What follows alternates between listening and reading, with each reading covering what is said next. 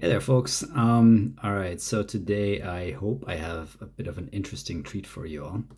I'm going to have a conversation with my brother. Now, that doesn't sound very impressive, right? Who goes to have a podcast chatting with their brother? Um, but he and I have been having about an hour-long conversation every week, back since 2012. So going way back. And a lot of these conversations are focused on politics and stuff like that, because I think that's what you talk with your family about. But he and I have been following things very, very closely. Right? And again, we have this mix of what things look like from the United States and what things look like from Germany, and what the news looks like here and what it looks like there. And I think that over time, we've really managed to sort of build on each other's perspectives a little bit. And if all goes well and if he agrees, then this is going to be a nice little episode with this preview explaining what we're about to do. And we're going to dive into the question of what it means, or what it may mean, that Syria fell so quickly, and what it may mean for the idea that the Ukraine war is going to end before Trump takes office on favorable terms to Russia. Personally, I wouldn't hold my breath. All right, here we go. All right. Fantastic.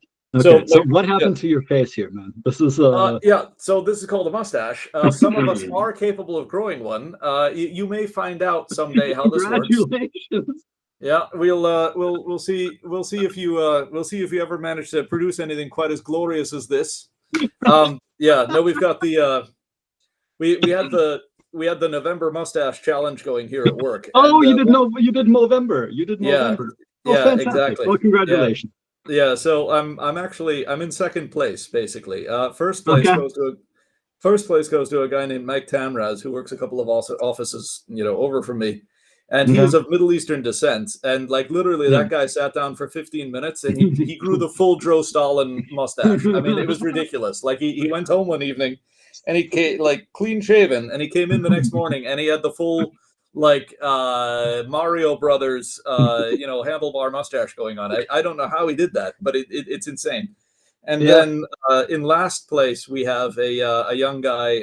He's probably 20 years younger than both me and Mike. But he's still trying to grow out the little peach fuzz layer up here. He's very proud of the fact that he's gotten all of these little hairs out to a point where there may be an eighth of an inch long. He's been working on it for a month. It's extremely funny. What's weird about it is, like, I don't know if this happened to you, but well, actually, maybe it didn't happen to you. But like, I basically couldn't grow a beard at all until like into my mid-20s.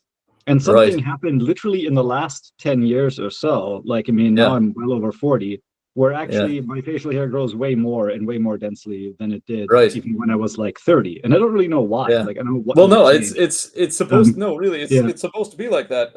I mean, at least for people of European descent. Obviously, people from other parts of the world, the guys grow facial hair, when they're 4 years old.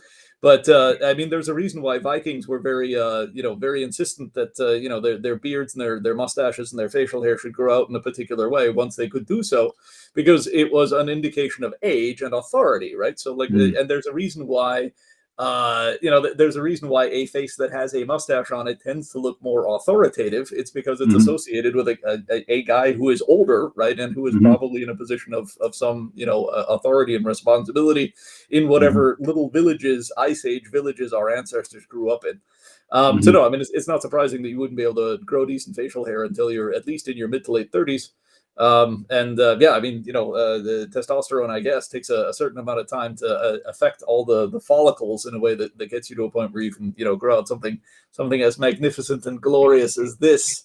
It takes a while to get here.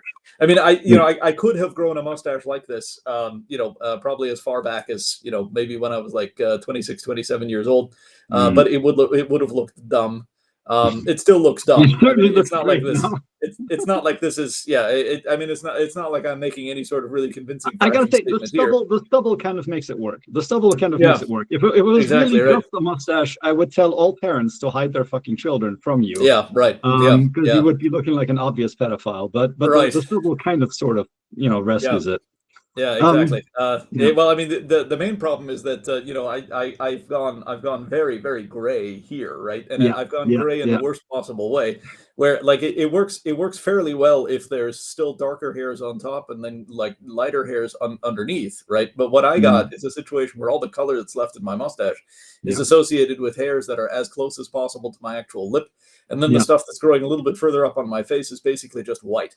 So it looks weirdly blonde, and it looks like a fake mustache. I mean, it looks like it's somebody else's hair that I glued to my face, and the result is somewhat strange.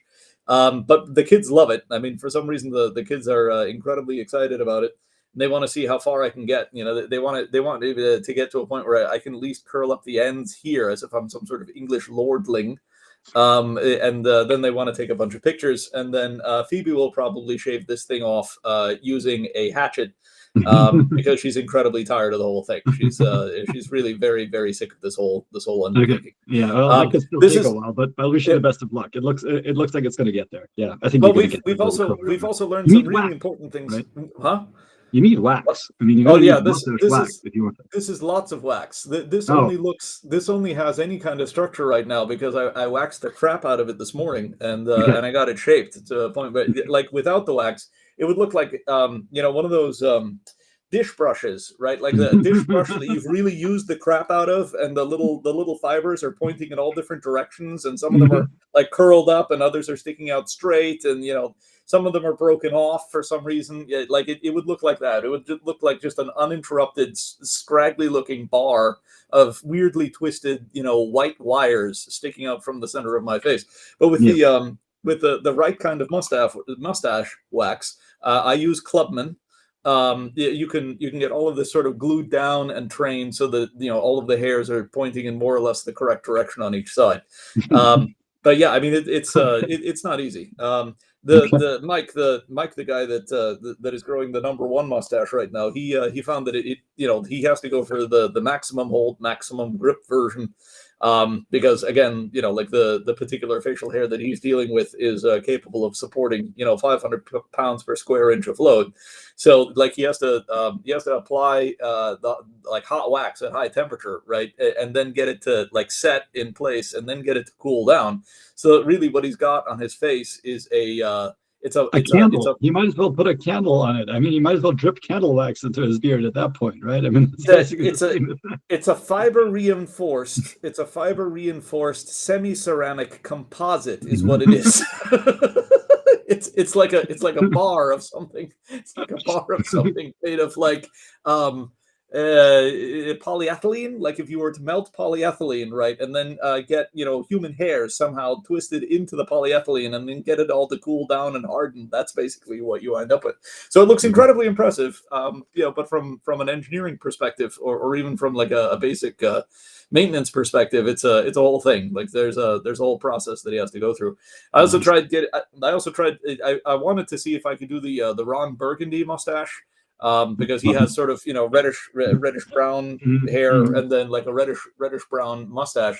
And I got some tinted mustache wax over the weekend, and the results were hilarious. So I was able to get the mustache to match my hair color, but with the white beard, the white stubble on my chin, it looked incredibly odd. I mean, it looked really very, very strange. And I don't know. I might still work through some version of that. Take a few photos as I discard all of this and reemerge, reborn as a person who magically looks about 20 years younger. We might go through several phases. I also tried some black mustache wax because I thought that would match the dark color of my hair. And that instantly made me look like Gomez Addams from the Addams Family. I mean, the resemblance was disturbing. So that's probably not going to work. That's not an approach that I'm going to be able to endorse here. Okay, all right.